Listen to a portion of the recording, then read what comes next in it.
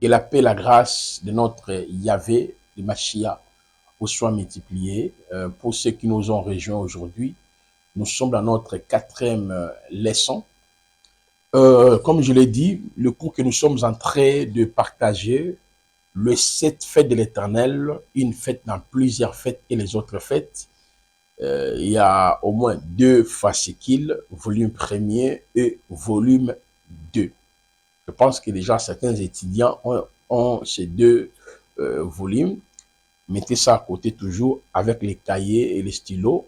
En même temps que je suis en train d'enseigner, vous écrivez, vous notez. Donc voilà. Eh bien, on revient sur les détails. On va écrire le détail, le détail, le détail, les détails sur cette fête de Yahvé,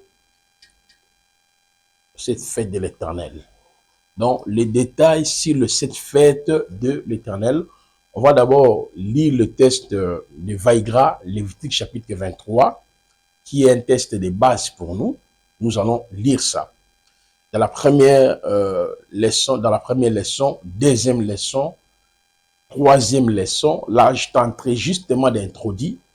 Et pour l'instant, nous voulons entrer dans le détail. Nous avons compris que les 7 fêtes de Yahvé qui sont mentionnées dans Vaïgra, Lévitique chapitre 23, depuis le verset 1er jusqu'au verset 44, nous révèlent le différent aspect du ministère de Yoshua, sélateur, et en même temps, notre identité, c'est-à-dire pour les croyants, notre position en lui. Alors, nous entrons maintenant dans les détails. Dans les détails, on va commencer par la fête de la Pâque. Notez la fête de la Pâque.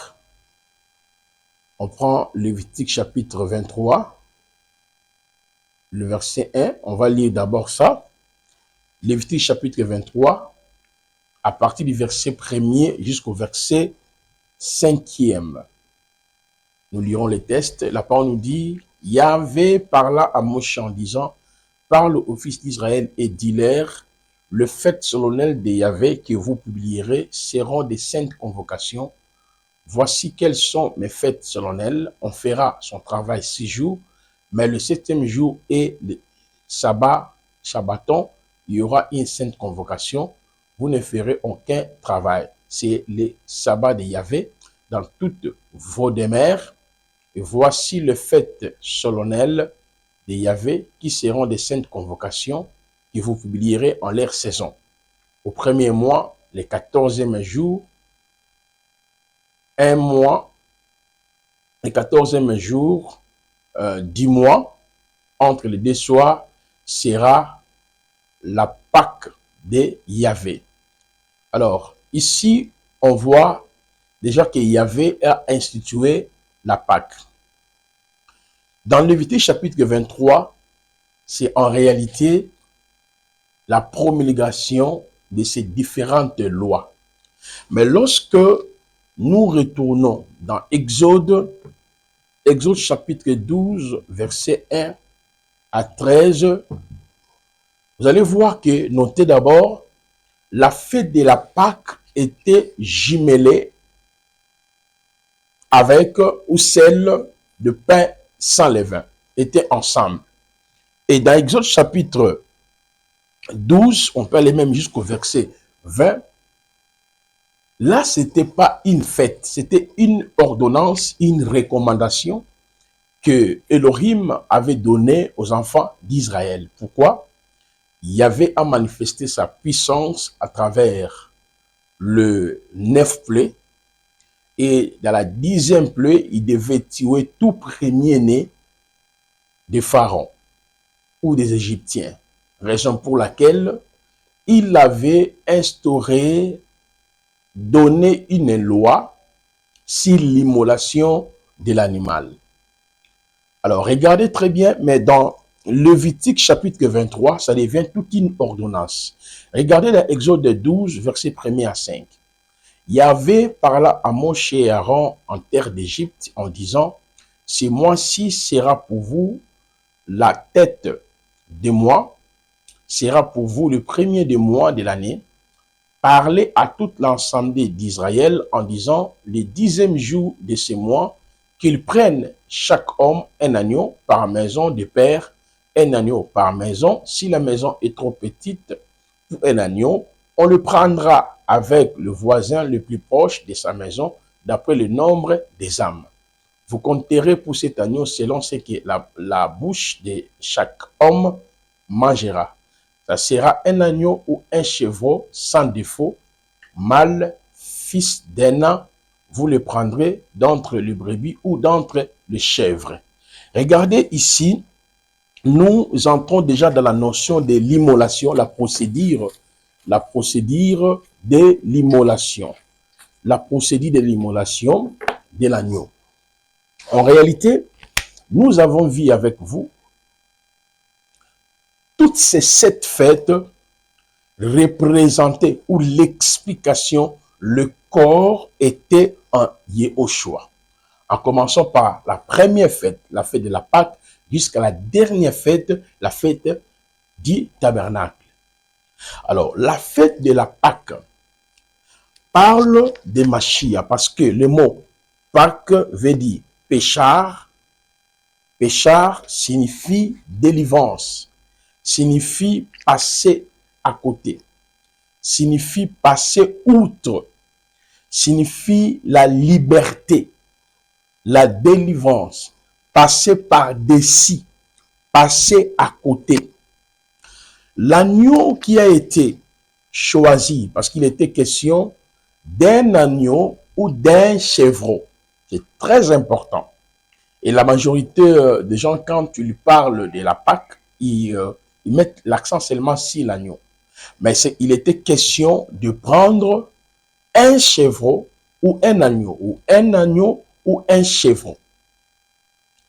En réalité, mes chers frères et sœurs, cet animal, à travers le message de l'agneau, qui était un message de la bonne nouvelle, à travers les messages de l'agneau, Israël était sorti au fait en Égypte.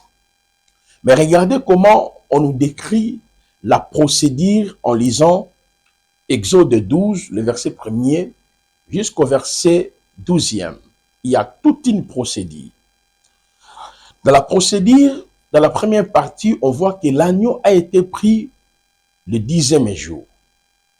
Deuxièmement, notez, examiné pendant 4 jours. La troisième information, l'agneau était immolé entre les 2 soirs. La quatrième information, plutôt, le sang mis sur les 2 poteaux et sur les laitons de la porte des maisons. Attendez d'abord. Dans la procédure de l'immolation de l'agneau, on voit que l'agneau a été pris le 10e jour, examiné pendant 4 jours. L'agneau a été immolé entre les 2 soirs. Le sang mis sur les laitons, sur les 2 laitons du poteau et sur les laitons de la porte de la maison. On passe dans la troisième, toujours dans la procédure, on prend deuxième élément. Il faudrait que vous puissiez vraiment bien noter la procédure avant que nous y entrions dans les détails. Alors, on passe dans la cinquième information. L'agneau devait être consommé dans son entièreté. L'agneau devait être mangé avec son proche voisin. L'agneau sans défaut d'une année ou un chevreau. Voyez, au mâle, on peut ajouter mâle, l'agneau sans défaut d'une année ou un chevreau mâle. 9e information, l'agneau rôti au feu. L'agneau devait être rôti au feu. 9e information, on devait manger l'agneau avec de l'herbe amère. Voyez, on passe sur la dernière information, en ce qui concerne l'immolation de l'agneau. On voit au moins 14 informations. L'agneau devait être mangé durant la nuit. Avoir les reins sains, souliers aux pieds et bâton à la main. Il faut arranger ça, ce n'est pas les reins, c'est les reins. 5 souliers aux pieds et bâton à la main. L'agneau devait être mangé à la hâte. L'agneau devait être mangé debout. Et la dernière information, le pain sans levain. Je dis à partir des 11e information, l'agneau devait avoir, c'est-à-dire avoir les reins sains, souliers aux pieds et bâton à la main. Alors, en tout, lorsque nous lisons Exode, on voit ces 14 informations. 14 informations que nous venons d'énumérer. Dans notre fascicule, il y a déjà toutes ces informations développées ici. Nous serons en train justement de vous donner l'essentiel avec la profondeur et certaines précisions. Je commence d'abord sur l'agneau qui devait être pris le 10e jour. Pourquoi le 10e jour que l'agneau a été arrêté? Selon l'écriture de 1 Pierre, si on prend 1 Pierre, chapitre 1, 17 à 18, notez ça. Lorsque nous prenons aussi Apocalypse, chapitre 5, verset 1er jusqu'au verset 10e. Alors, lorsque on prend Apocalypse 13, à partir du verset 8 jusqu'au verset 9e, il y a vraiment beaucoup de passages, notamment lorsque nous prenons Jean chapitre, notez Jean chapitre 1er, verset 28 à 29. Alors, si base de ces passages, on peut même ajouter 1 Corinthiens, chapitre 5, verset 6 à 8. Si base de ces différents passages, nous attestons qu'en réalité, l'agneau qui a été immolé en Égypte était le prototype de Yehoshua HaMashiach. Et l'immolation de l'agneau, ou l'arrestation d'abord de l'agneau en Égypte, préfigurait au fait l'arrestation de Mashiach. Regardez maintenant, on voit clairement que l'agneau a été pris le 10e jour. Pourquoi le 10e jour? Pourquoi le 10e jour? Nous avons vu ça dans la procédure. Parce que les chiffres 10 parlent de l'amour. Exode chapitre 20, le verset 1er jusqu'au verset 15e. On nous parle des 10 commandements. Et vous allez remarquer aussi l'âge qu'avait le patriarche Abraham et l'âge qu'avait sa femme Sarai. L'écart était de 10 ans. Donc, d'où les chiffres 10 parlent de l'amour. Et lorsque nous prenons Jean 3, verset 16 à 17 à 18, en réalité, Yehoshua HaMashiach est l'expression sublime de l'approbation de Yahvé pour les êtres humains. C'est lui l'expression sublime de l'amour de Elohim pour tous les êtres humains sur la terre. En réalité, si l'agneau a été pris le 10e jour, cela préfigurait l'expression de l'amour de Mashiach. Dans Romains 5, versets 8 à 10, nous dit « L'amour de Elohim a été répandu dans nos cœurs lorsque nous étions encore pécheurs. Mashiach est mort pour nous. » Il a répandu l'amour dans nos cœurs lorsque nous étions encore pécheurs et Mashiach est mort pour nous. C'est alors, Yehoshua étant l'expression de l'amour de Yahweh, il a été aussi arrêté, comme l'agneau en Égypte fut arrêté.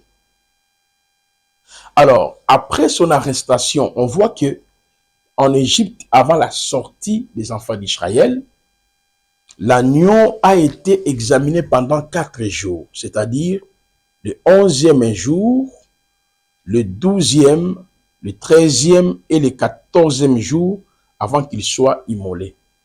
Vous voyez?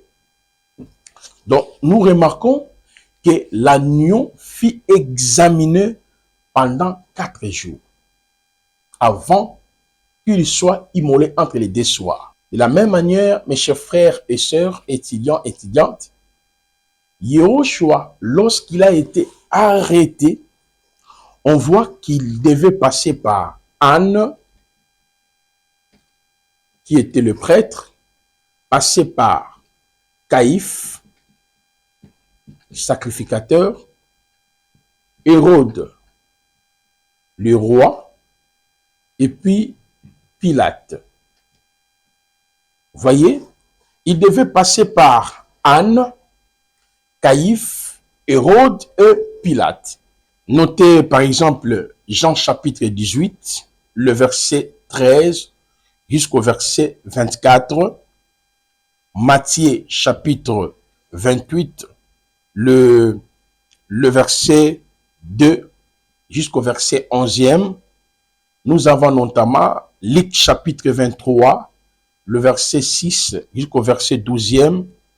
Il y a Luc chapitre 11, le verset 53 jusqu'au verset 54.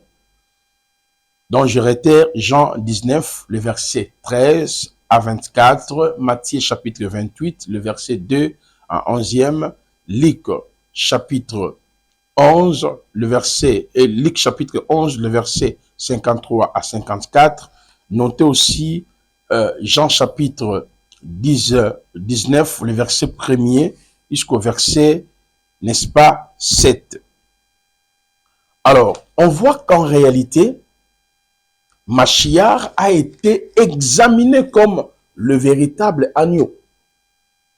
Parce que dans les différents passages que je viens de vous donner tantôt, Jean chapitre 1er, le 28-29, lorsque Jean-Baptiste l'a vu, il dit, voici l'agneau de Elohim qui ôte le péché du monde. Vous voyez comment nous devons comprendre les 7 fêtes de Yahvé. Dans l'Apocalypse également, on nous dit l'agneau qui est digne d'aller prendre le livre et les rompre les 7 sceaux.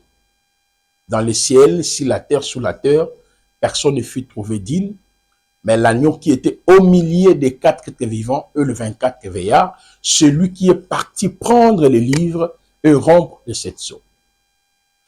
On voit également dans le texte de 1 Pierre, on dit que l'agneau qui a été prédestiné avant la fondation du monde, manifesté à la fin des âges.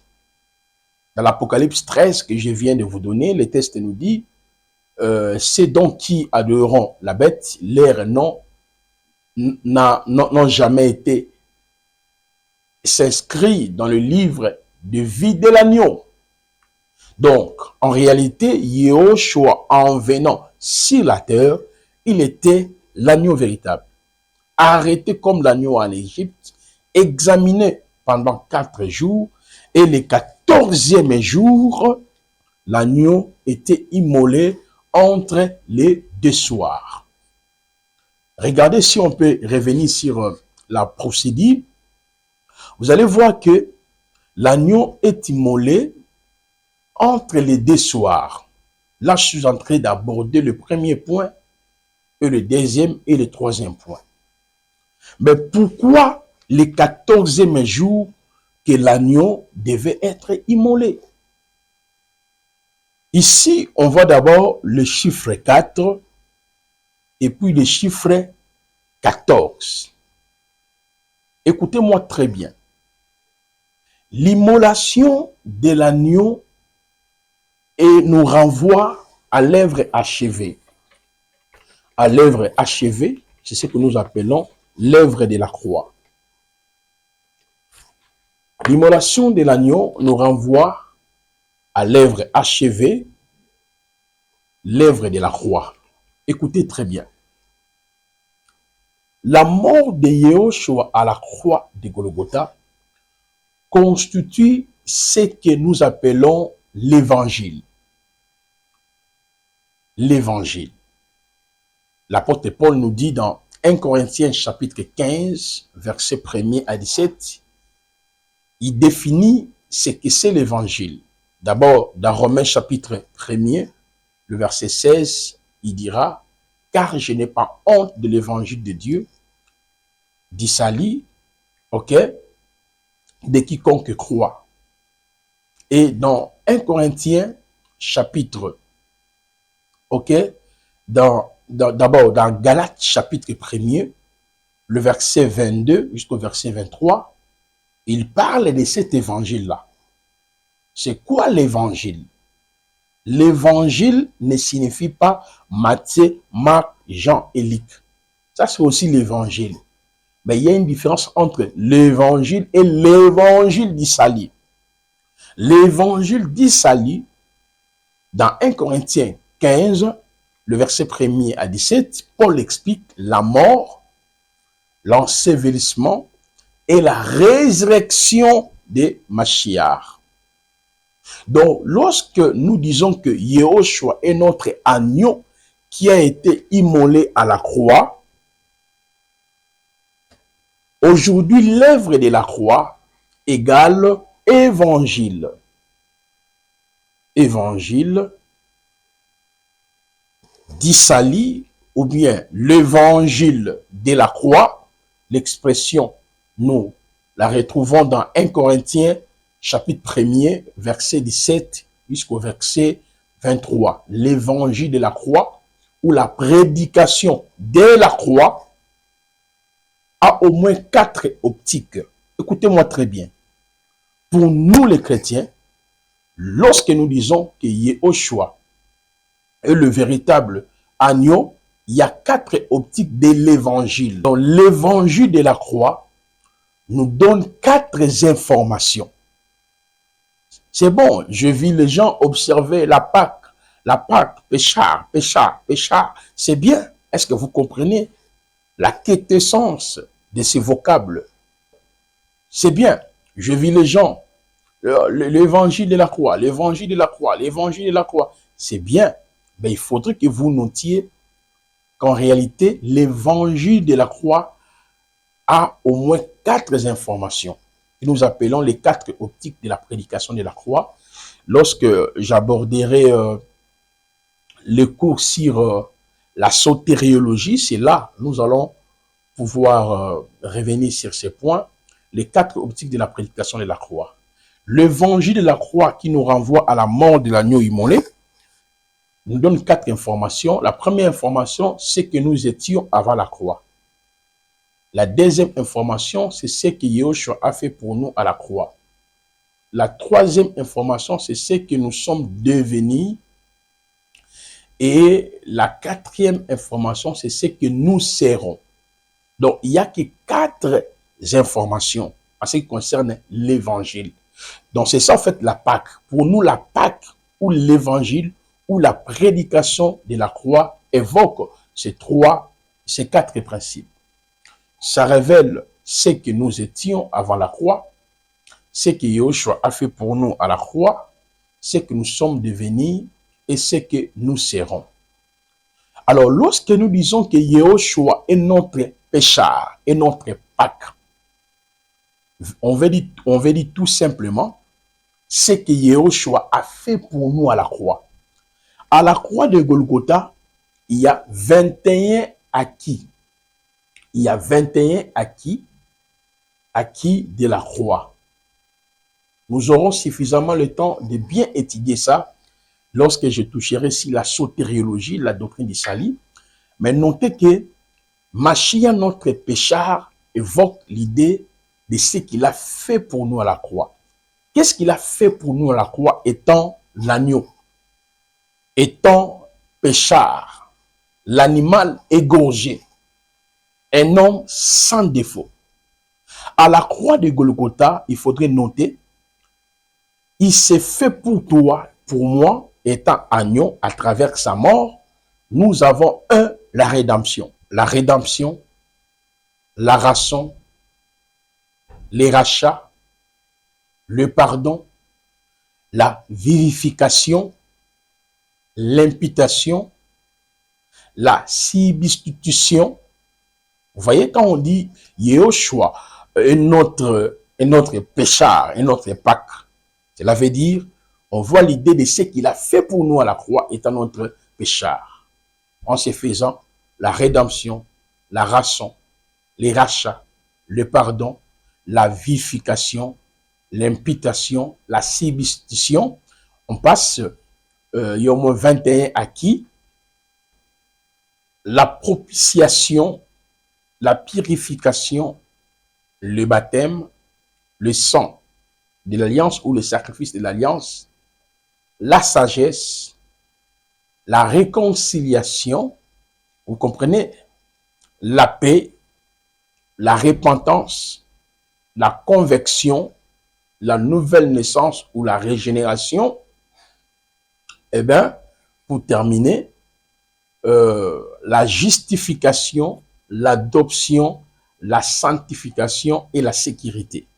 Donc, si vous ne comprenez pas ces acquis ou les actes rédempteurs d'Isali ou les bénéfices de la mort de Mashiach, vous n'êtes pas encore chrétien. Voyez, c'est ce que nous comprenons lorsque nous disons Christ est notre Pâque, notre agneau qui a été immolé. Pour aujourd'hui, nous allons mettre point virgule par rapport aux détails, parce que nous sommes entrés déjà d'entrer profondément dans les détails. Néanmoins, vous avez compris, l'agneau qui fut arrêté en Égypte préfigurait bel et bien l'arrestation de Mashiach, l'examination de l'agneau pendant 4 jours, évoquait bien sûr, n'est-ce pas, l'examination de Mashiach avant de mourir, mais quand l'agneau est exécuté, ça explique ce que Christ a fait pour nous à la croix. Et j'ai donné le 21, voilà, acquis de la croix. Nous entrerons dans les détails de cela sur la sotériologie, la doctrine d'Isali. Mais néanmoins, vous avez une idée. On va prendre une petite pause pour l'instant. Et puis, nous allons revenir dans la 5e leçon. On va continuer sur les chiffres 10, les pourquoi, les chiffres 10, les chiffres 4 et les chiffres 14, et jusqu'à ce que nous allons toucher l'agneau, n'est-ce pas, mâle, âgé d'1 an, sans défaut, et nous allons toucher aussi d'autres aspects de la procédure.